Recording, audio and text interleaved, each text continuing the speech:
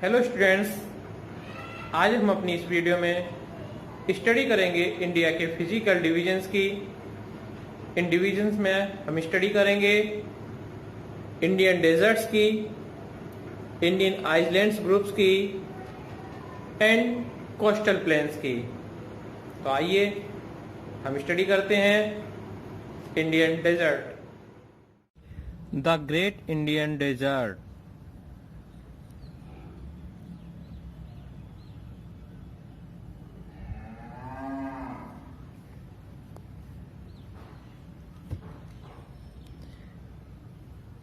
The Great Indian Desert, other name it's Thar Desert.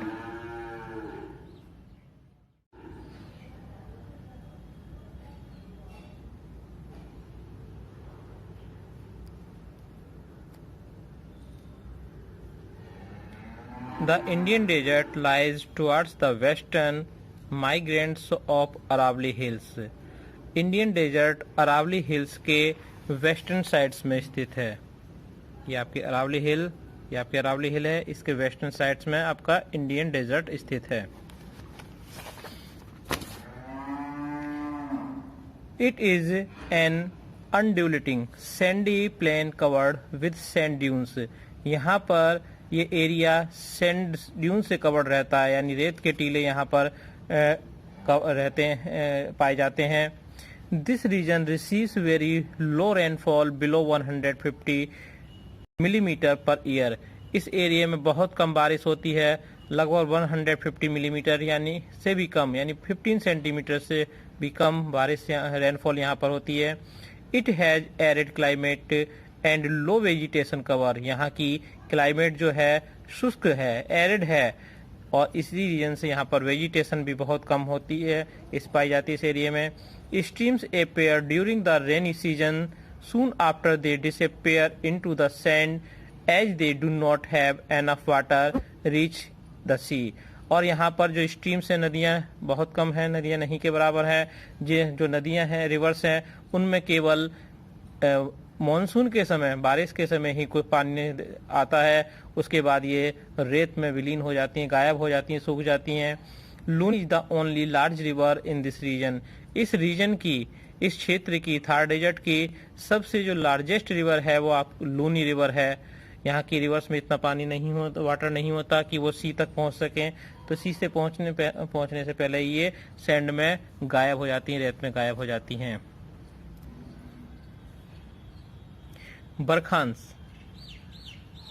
बरखांस, जिसको हम dunes बोलते हैं, barkhans cover large area but longitudinal dunes become more prominent near the Indo Pakistan border. इस क्षेत्र में barchan का विस्तार अधिक मिलता है। बरखान कहते हैं रेत के टीले, इनका साइज अर्ध चांद जैसा होता है, ये रेत के टीले पाए जाते हैं। और लॉन्गिट्यूशनल जो सैंड ड्यून्स हैं, ये मोस्टली आपके इंडो पाकिस्तान बॉर्डर पर देखने के लिए अधिक मिलते हैं। If you visit Jaisalmer you may go to see group of branches. यदि आप जैसलमेर गए हों तो आप बरखान के इन समूह को देख सकते हैं। ये रेत के टीले होते हैं, और ये बरखान जो होते हैं, सैंड जो होते हैं, ये परमानेंट नहीं होते। विंड इनके डायरेक्शन को, इनकी लोकेशन को चेंज करती रहती है। बरखान आप इस पिक्चर में देख सकते हैं। ये देखिए, यहाँ पर ये सैंड ड्यून्स है, रेत का टीला है, जिसको हवा ने विंड सैंड लाती है अपने साथ और एक जगह इकट्ठा कर देती है। तो इस टाइप से ये मून के शेप के, अर्धचंद्राकार, हाफ मून के शेप के रेत सैंड के टीले बन जाते हैं, जिसको सैंड ड्यून्स बोलते हैं। इनको बरखांस कहा जाता है। तो स्टूडेंट्स, इस टाइप से अब हमारा ये आपका इंडियन थार डेजर्ट्स वाला पार्ट कंप्लीट हो जाता है। ये भारत का सबसे शुष्क इलाका है, जहाँ पर वेजिटेशन बहुत कम है, रेनफॉल बहुत कम है। Okay student. The coastal plains, तटीय मैदान। The peninsula plateau is flanked by stretches of narrow coastal strip running along the Arabian Sea on the west and the Bay of Bengal on east। प्रायद्वीपीय पठार के किनारों के सहारे ये संकीर्ण पट्टी के रूप में पश्चिम में अरब सागर से लेकर पूर्व में बंगाल की खाड़ी तक विस्तृत मैदान है। कोस्टल प्लेन, समुद्र तटीय मैदान। ये देखिएगा, ये आपका अरेबियन सी, ये देखिए वेस्ट में इंडिया के वेस्टर्न प्लेन्स, और ये साउथ होता हुआ फिर ये बे ऑफ बंगाल की साइड में आ गया, ईस्ट साइड में ये आपका प्लेन एरिया पाया जाता है, वेस्टर्न प्लेन। ठीक है, तो दोनों ही अरेबियन सी और बे ऑफ बंगाल के क्षेत्र में के तटीय रीजन में फैला हुआ है। The western coast sandwich between the western Ghats and the Arabian sea is a narrow plain. पश्चिमी तट, पश्चिमी घाट तथा अरब सागर के बीच एक संकीर्ण मैदान है। यानी ये बताया था हमने, पश्चिमी तट, अरब सागर और जी वेस्टर्न घाट्स के बीच में एक नैरो स्ट्रिप्स है, संकीर्ण मैदान है, उसको हम वेस्टर्न घाट्स बोलते हैं। इट कंसिस्ट ऑफ 3 सेक्शन, इसको 3 सेक्शन में डिवाइड किया गया है। नंबर 1 कोंकण कोस्ट, जिसमें मुंबई से गोवा वाला क्षेत्र एरिया आता है। The central stage is called the Kannada plain, central part जिसको कन्नड़ प्लेन कहते हैं। While the southern stage is referred to as the Malabar coast, और साउथ का पार्ट जिसको मालाबार कोस्ट कहा जाता है। ये देखिएगा, ये एरिया कोंकण कोस्ट यहाँ पर आप, और ये मालाबार कोस्ट।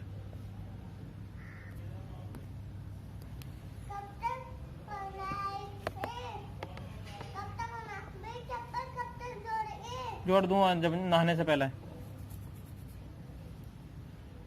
है।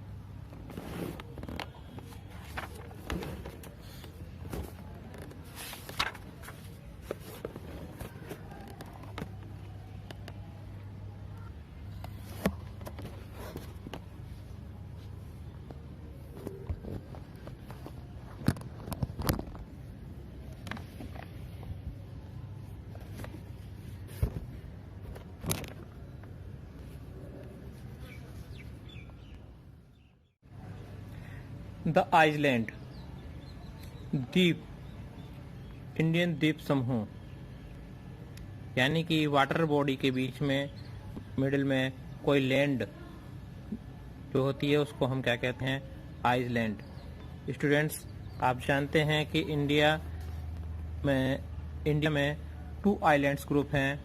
फर्स्ट आपका मालाबार कोस्ट के नियर में लक्षद्वीप आइलैंड, देखिएगा आप 6 नंबर पर लक्षद्वीप आइलैंड ग्रुप है। इसमें छोटे छोटे बहुत सारे आइलैंड्स हैं, तो इनका ग्रुप है ये, जो कि मालाबार कोस्ट के नियर में है।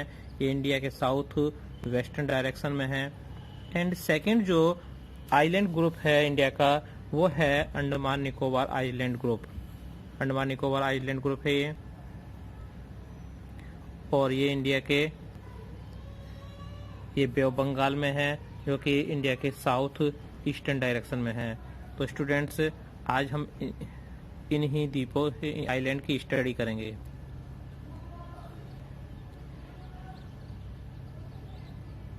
India has vast mainland. Beside this country has also 2 groups of islands. Can you identify these island groups? India के 2 आइलैंड ग्रुप हैं आपको स्टूडेंट्स पहले ही बताया गया था, Lakshadweep and Andaman Nicobar island group.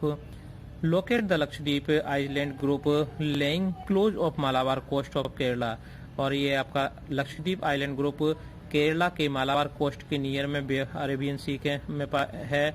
This group of island is composed of smaller coral island. इसको coral island भी कहा जाता है, कोरल आइलैंड, क्योंकि ये कोरल रीफ से बना हुआ है, यानी एक ओशन का ऑर्गेनिज्म होता है, एक जीव होता है कोरल, उससे बने हुए, उससे इनकी स्ट्रक्चर बनी हुई है आइलैंड की। Earlier they were known as Laccadive, Minicoy and Amindivi. पहले ये द्वीप डिफरेंट नाम से जाना जाता था, जैसे कि लकाद्वीप, मिनिकाय या अमिनी द्वीप के नाम से भी जाना जाता था। लेकिन after 1973 these these were named Lakshadweep, लेकिन 1973 के बाद इसका नाम लक्षद्वीप रख दिया गया। It covers small area of 32 square kilometre. Kavaratti island is the administrative headquarters of Lakshadweep. इसका एरिया लगभग 32 स्क्वायर किलोमीटर है और कावारत्ती इसकी एडमिनिस्ट्रेटिव कैपिटल है। This island group has great diversity of flora and fauna. The Pitti island which is uninhabited has a bird sanctuary. और इन island group में बहुत डिफरेंट टाइप्स के फ्लोरा एंड फ्यूना पाई जाती हैं, वैरायटी पाई जाती है फ्लोरा एंड फ्यूना की। और यहाँ पर एक आइलैंड है जिसका नाम है पिटली। यहाँ ये अनहेबिटेटेड है, यानी कि यहाँ पर कोई भी इंसान नहीं रहता। यहाँ पर बर्ड सेंचुरी को डेवलप किया गया है। Now you see the elongated chain of islands located in Bay of Bengal extending from north to south. These are Andaman and Nicobar Island. Bay of Bengal में नॉर्थ से साउथ की ओर एक island की एक चेन है, एक श्रृंखला दिखाई देती है जिसको हम अंडमान निकोबार आइलैंड कहते हैं। ये देखिएगा Andaman and Nicobar island.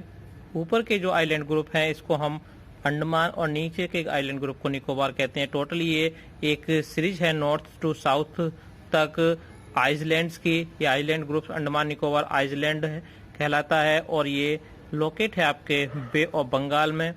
Bay of Bengal में लोकेट है इंडिया के ईस्टर्न डायरेक्शन में, साउथ ईस्ट डायरेक्शन में। They are bigger in size and are more numerous and scattered. ये जो अंडमान निकोबार आइलैंड के जो आइलैंड हैं ये साइज में बड़े हैं। ये निकोबार लक्षद्वीप आइलैंड ग्रुप से साइज में बड़े हैं और ये संख्या में अधिक हैं। इनकी संख्या भी अधिक संख्या में पाए जाते हैं। The entire group of island is divided into 2 broad categories. इन सारे के ग्रुप को हम 2 कैटेगरीज में डिवाइड कर सकते हैं। The Andaman in north and Nicobar in south. Andaman in north, ये देखिए नॉर्थ में जो है, ऊपर के जो नॉर्थ में है इसे अंडमान और नीचे वाले साउथ वाले को निकोबार आइलैंड कहते हैं।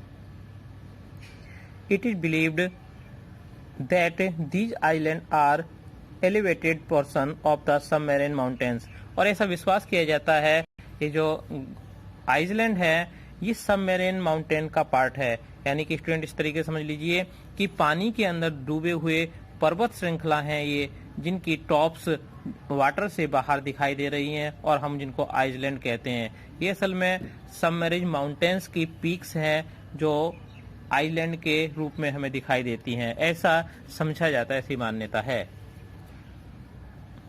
These island groups are of great strategic importance of country. In island group का हमारी देश के लिए बड़ा ही महत्व है। There is great diversity of flora and fauna in this group island.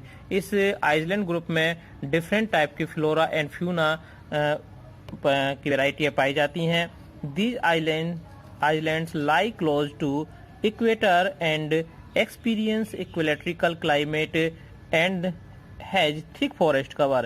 और ये आइलैंड इक्वेटर लाइन के नियर में पाए जाते हैं, इसीलिए यहाँ पर इक्वेटोरियल क्लाइमेट पाई जाती है।